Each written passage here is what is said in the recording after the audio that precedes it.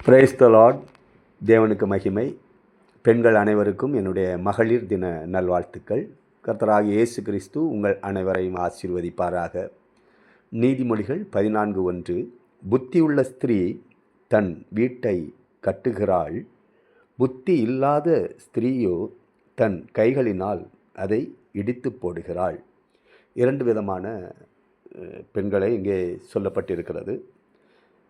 ஒன்று புத்தியுள்ள ஸ்திரீ, மற்றொன்று புத்தி இல்லாத ஸ்திரீ.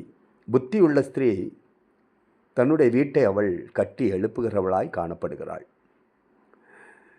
இன்னும் புத்தி இல்லாத ஸ்திரீயோ தன் கைகளினாலே தன் வீட்டை அவள் இடித்து போடுகிறாள். எஸ்தர் என்கிற அந்த ராஜாத்தியை குறித்து நம்ம பார்க்கிறோம். எஸ்தர் ராஜாத்தியை குறித்து நம்ம பார்க்கிறோம்.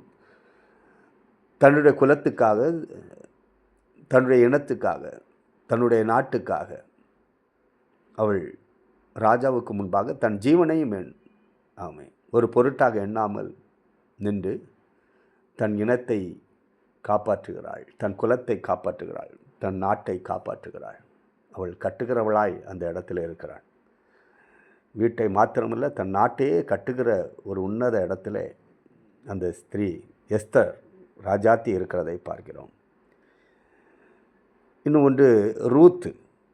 அவங்க தன்னுடைய மாமியாருடைய கடினமான காலங்களிலே குறைபற்று போயிருந்து, எல்லாம் இழந்து போயிருந்து, தன் கணவனை பிள்ளைகளை இழந்து மிக மன வியாகுலத்தோடு இருக்கும்போது அந்த காலகட்டத்தில் ரூத் அவங்க கூட இருந்து அவங்களோடு இருந்து அந்த குறைவற்ற காலத்தில் அவர்களோடு இருக்கிறத நம்ம பார்க்குறோம்.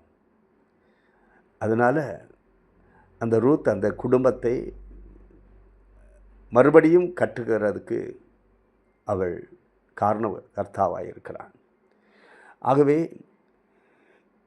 அவள் இந்த எஸ்தர் ஆகட்டும், ரூத் ஆகட்டும், கட்டுகிற ஒரு விலையேறப்பட்ட இடத்துல இருக்கிறதை நம்ம இந்த வேதாகமத்தில் நம்ம பார்க்கிறோம்.